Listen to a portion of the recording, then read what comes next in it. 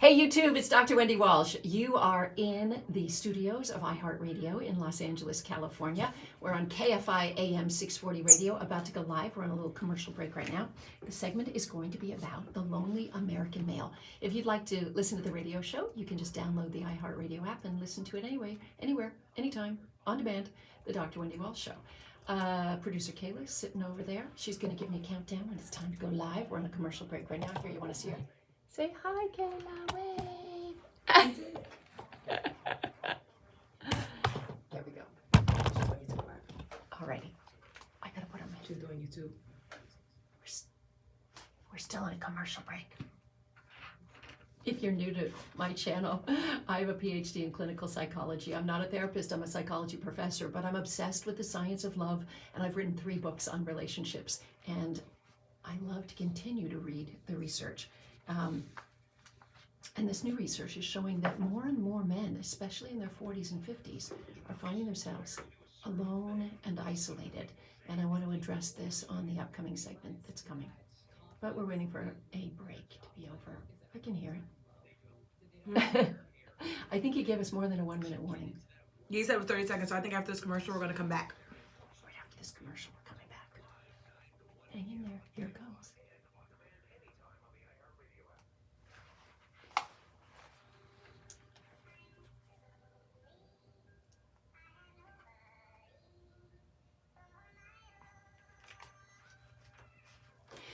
KFI AM 640.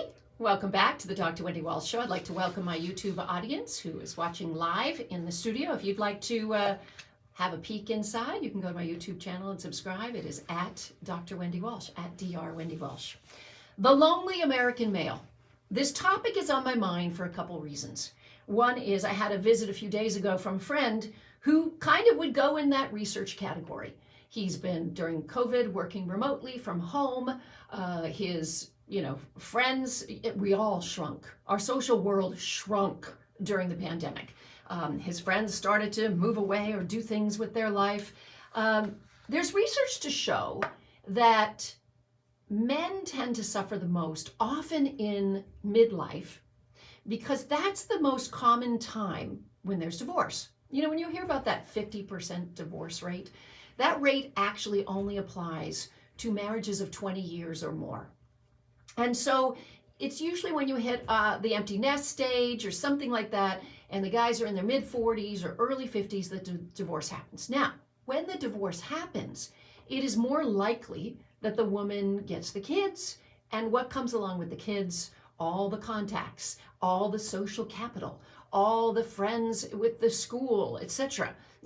I've been a single mother for 18 years, but when my kids were really young, I remember getting a call from a woman, a mom friend of mine in my village, and she said, your ex called me and he wants to get together for a play date with kids. And I just want you to know that I'm not going to do it. And I said, you're welcome to. Our kids know each other. You're welcome. No, I'm going to take your side. And I realized, that's how it happens. The chicks stay together and the guys get blocked out. I remember also when the kids were little, I would go to the park and it would be all moms or nannies, and there'd be the odd dad there with his own kids, and he was treated like a pariah. It's like, ooh, who's this guy here? What's he doing here? That's weird. We need to work harder. We can't just complain that men aren't participating if we're not working harder to keep them in the tribe. But after divorce, a couple things happen to men. They lose their social capital. They tend to be home alone. We now have 3 years of, for many people, remote working. But in addition, maintaining the costs of 2 houses is a lot more expensive than maintaining the cost of 1 house. So even if both parents are working, you will find that men will work longer hours. So they'll be working longer. They'll be at home. They'll be experiencing isolation. I used to have this term that I coined called the lone wolf male. And I coined this term because back before I met my boyfriend, when I was on the dating apps interviewing potential mates, I used to meet these men who literally seemed like they had no network, no contacts. They were alone. And I realized that they were susceptible to this, losing the social capital after divorce, working all the time. And it felt weird to me because they were just these lone wolves that I'm like, well, let me meet your friends. Well, you know, they were mostly couple friends, but they're mostly hanging out with my wife now, or ex-wife, whatever. And so I started to keep a list of these guys, even though romance wasn't in the cards for us after our simple coffee date or our phone call. I kept their email. And every once in a while, I would hold a mixer, a party, with a bunch of my single friends and some married people, and I would invite these guys because I believed it is incumbent on us to bring them back to the dinner table, bring them back to the tribe. Here's what we know.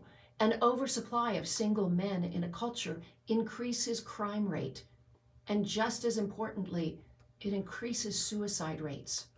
The average profile of a man who takes his own life is a white male in his 60s. That is the most common profile. So this is a life or death thing. Now, if you happen to be one of those men and you're listening, I want to encourage you to change your life.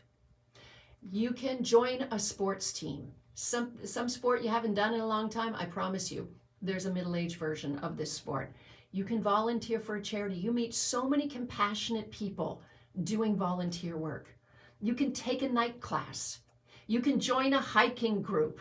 You can join a meditation group. Join a wine tasting group. Join a group is what I'm trying to say.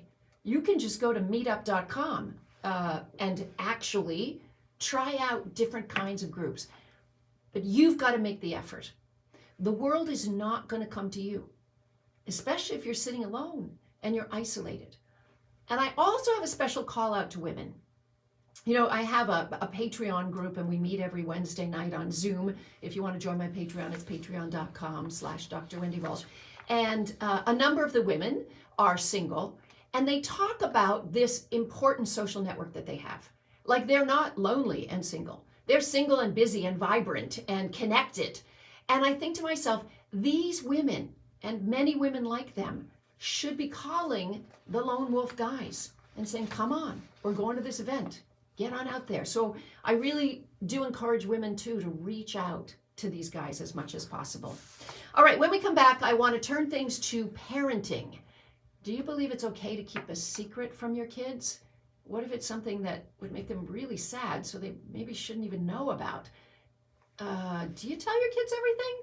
Let's talk about this when we come back. You are listening to the Dr. Wendy Walsh Show on KFI AM 640. We're live everywhere on the iHeartRadio app. Right now, let's go to the 24-hour KFI newsroom and our very own Andrew Caravella. Okay, YouTube, I am going to go to a break and then we'll be back after the break. You can click on other videos that look like this and you'll hear other parts of the show. Thanks for being here.